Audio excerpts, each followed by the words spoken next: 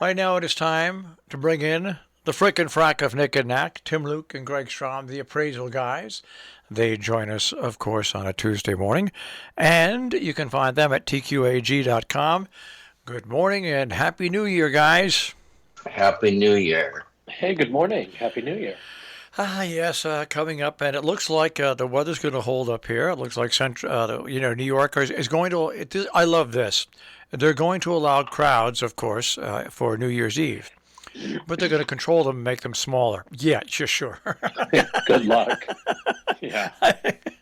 Instead of having 400,000, maybe they'll have 359,000. Right. Right. I just love that press release. So there'll be a smaller crowd. Yeah, it'll be smaller, all right. Well, anyway, back to auctions, ladies and gentlemen. Back to auctions. Auctions. It's here again. Tom Brady, who's the GOAT, greatest of all time, really in NFL quarterbacks. A game-worn jersey, okay, that Tom Brady wrote GOAT on, is going on the auction block. And initial reports, it could get over $600,000. Now, here's what it is. It is a special Tampa Bay all-black Buccaneers, jersey that he autographed, writing down his stats from the game, and also jotting down SB, LV, MVP. He also added GOAT, G-O-A-T, greatest of all time. That is the one. You talk about provenance for sports collectors. That is the one. That putting that simple word GOAT on there which is really going to. I believe that will make it sell for more than $600,000. Well, I don't know. That would be interesting to find out. I mean, it's possible that it could go for way more than that. I would think. Well, especially, I was just going to say, just to give some context, is that there was a game-worn autographed Tom Brady jersey, and this was Buccaneers, and the sale closed December 7th, and it sold for $320,000, and it didn't have all that. So it definitely has the potential. I mean, having his signature, having him write his stats, and having him put G, period O, period A, period T on it, really does make it a special jersey. And one that will forever increase with value, especially when he's still playing when he's 65 years old. Because the guy is ageless. I heard he extended his contract to 75. There's got to be a picture of him hanging someplace that's aging. He'll be sitting in a wheelchair or using a walker to throw. I never was really a big fan of his, but over the past couple of years, I've become a very big fan of his. He's an amazing player. He's led an amazing life. He's very generous with his money, and he's also just a good guy. He stays out of trouble.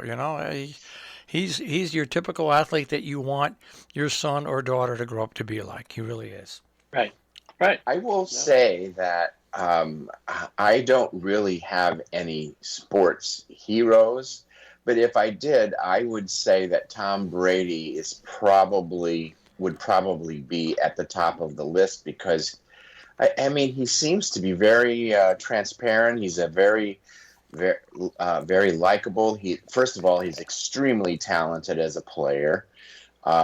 He's a good team player, and he's really fun to watch. So I mean, that's coming from somebody whose father told him to stay in the band instead of go out for football. All I can say is, I think the greatest athlete of all time is going to always be Muhammad Ali, unless somebody else comes along different. But when you break it down to sports, it's definitely him. But you guys are going to love this.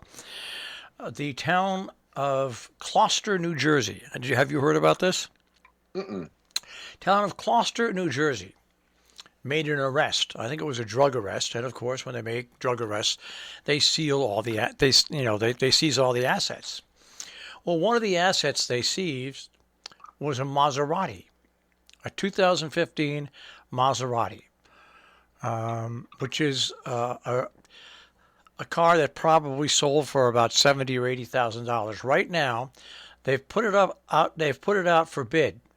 There's a website that that has municipalities can go up and do auctions. And right now, they've got a high bid of over $36,000. And they say this is the great thing about this.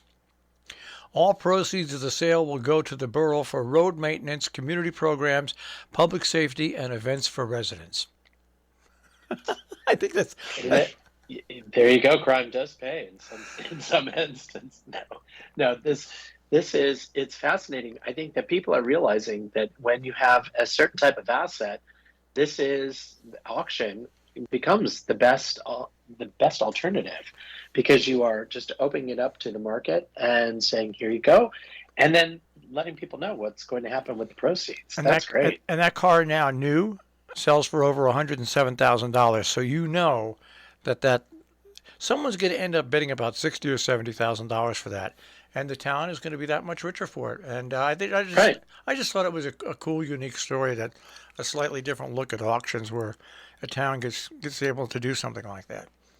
Well, I watch the auctions, the seizure auctions. I get notifications from them because sometimes, depending on what we're doing an appraisal on, it's a good source because it's definitely the lowest common denominator for what a fair market value price would be. But you can see you can see all of the things that have been seized, and the municipalities have the authority to, they can set them up. And we do one here at our fairgrounds every month. They have an auto auction, and of course there aren't any Maseratis in this one, but you can get pretty much any kind of a vehicle you want, from a Volkswagen Beetle up to a Lincoln Town Car and trucks and all kinds of stuff. So if you just Google the seizure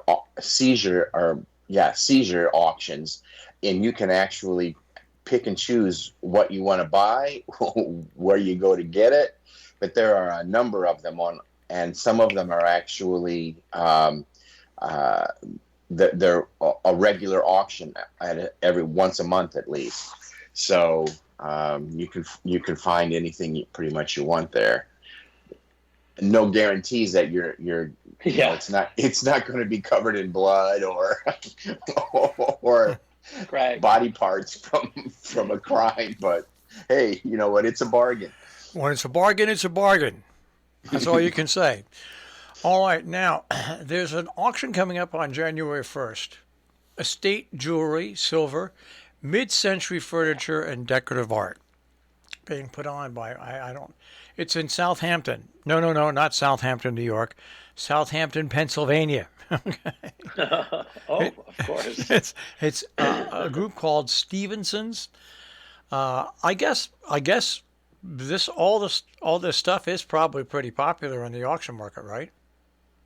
Yes, and actually, I think Stevenson's, they have been doing New Year's Day auctions for the last, I think, 30 years at least. I know when I was on Cash in the Attic, I think we did an episode at their auctions, and it is something that a lot of people come to look forward to for New Year's Day, since most of the bowl games will be canceled. This will be great. You can watch and you can bid on items comfortably from your own home.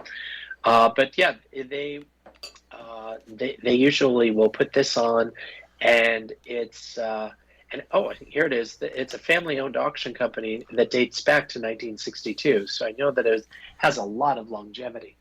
But it is something that is throughout the Midwest. You will see New Year's Day auctions. When we would go up to visit Greg's mom in Fostoria, Ohio, we would be there at Christmas, and there would be these ads for these upcoming auctions for either the day before New Year's Eve, so New Year's Eve, or New Year's Day, and the beginning of January. And it was always just a popular day for estate type auctions, where it was just a little bit of everything thrown in, and let's start the year out with a gavel.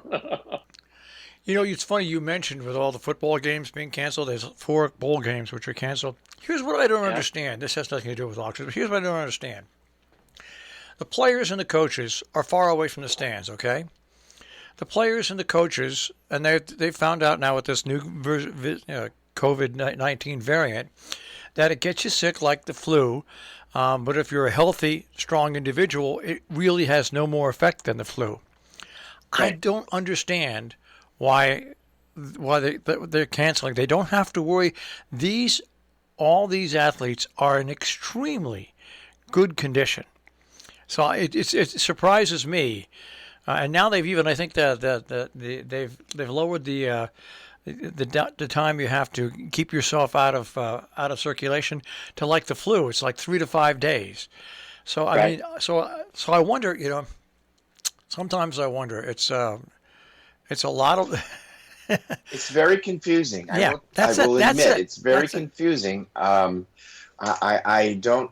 It's almost as though there's so much information and you don't know how much information is accurate. Information overload. Information overload. You're exactly right. And it has nothing to do with auction, but when I see all these stories about this, I just say to myself, there's so much different information, and yes, there's unreliable online sources, but the same information is coming across all the networks and everything. 24/7. So. I'm confused. I really am confused at some of the things that have come out. But, regardless, we're still going to be taking precautions because, that's right. That's what if you're a caregiver for elderly parents, you have to really you have to be a little bit more diligent than I would think you would be for yourself. A lot of times it's just the way it is, because you don't want to be responsible for having somebody get sick. It's like when you're a kid, you always wondered why your mother never got sick when everyone in the family, everyone else did. Well, that was always confusing, but you add to that COVID in 2022, it's like, okay, I'm really confused.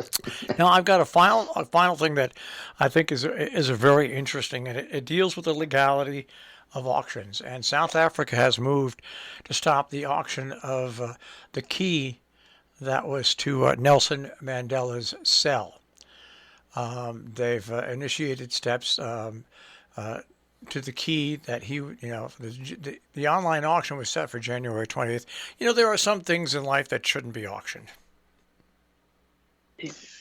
Well, that's true. This particular item is an item for the world, I believe, and I think it warrants that level of importance. So I don't know. I'm a little torn as to whether it just depends on who's going to buy it. I think. I mean, I would hate to think that it's not going to be able to be a part of world culture. As an item of memorabilia, because it had such a profound effect on what happened. And I just would hate to see it, just like we've talked about this before. I hate to see things, come up for auction and then all of a sudden get squirreled away and nobody sees them for, another 100 years, especially when it's something as notable as this key. So.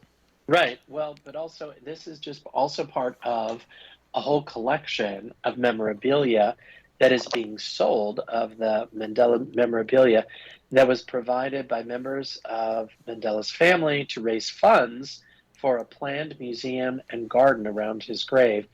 And there's a number of things, and actually it's Guernsey's auction house in New York City that is going to be selling this, and they of course, the auction house has responded that said that proceeds for the sale are to raise funds to build a 24-acre memorial garden and museum around Mandela's burial site. Now, again, yes, I agree that there are some things that should, and I think that's what the South African government is arguing, that some of these pieces belong to the people or should be exhibited and should not be sold. However, it does say that the key is being sold. It says, well, the key is being sold by Mandela's former jailer, who became his friend. So apparently he pocketed the key after he was released and has held on to it. And is guess what else he's going to be pocketing? Yeah. I mean, this is a really a very worthwhile piece of memorabilia. So I mean, it's. See, what you just said, Tim, even focuses it even more. Even though the jailer became his friend, he was still his jailer. I don't think he should benefit from having the key. Right. No. Yeah, right. You're right about other certain things, so that the family wants to go out, but this isn't. I totally understand that. But really, was it his? Could he have taken the key? I mean, doesn't that belong to the state? I mean, he works. That's like taking paper clips from your company. Is it the company paid for all of that? I mean, not to simplify it that much, but it's like, did he even have that? Does he have that or that ability to just take that? And I think that it goes to that, is that it's not so much that the jailer is auctioning it, is that the jailer should not have been able to possess that piece in the first place. And you would think that someone running the jail would have noticed that a key was missing. And so now this is what will probably end up happening is this jailer is probably going to end up going to jail for stealing state property. Maybe they should put him in the same jail cell. Well, anyway. Yeah, and then sell the key, so he would never get out. But yeah, this is gonna. I think this we haven't heard the end of this. I think this is going to be big news, and especially now, also since Desmond Tutu had passed away. That's it'll be interesting to see what. If anything comes up for auction from his estate, that is, I mean, these two men are they were the cause for such change in the world that I mean, there's just no way that things are going to run smoothly with this particular auction. I think it's going to end up, if anything, they'll at least pull that item, and I'm sure there might be a couple other items that might end up getting pulled just for that reason.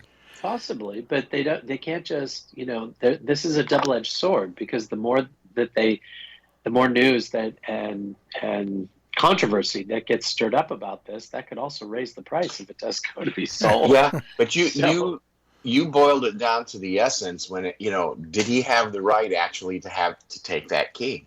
That that was that's any smart lawyer, I think, would probably end up using that as a case, because if that is state property, technically it's like space stuff. Yeah. You it doesn't matter if you found it on your property or not. It belongs to NASA. So I have a feeling this is going to be that sort of a defense. So we'll have to wait and see. Well, on that note, we wrap up a year of auctioneering with you guys, and heck, we won't speak to you till next year. Next year. Well, I want you guys to have a happy and safe and healthy New Year's Eve. Yes, thanks. You too. Here's to 2022. That's it, and we'll check with you next week. Okay. 21's a wrap. Take care, guys. Bye. Take care. Bye. Bye. Tim Luke, Greg Strahm, the Appraisal Guys, the frick and frack of Nick and Knack with Appraise. This, once again, their website, tqag.com on the web.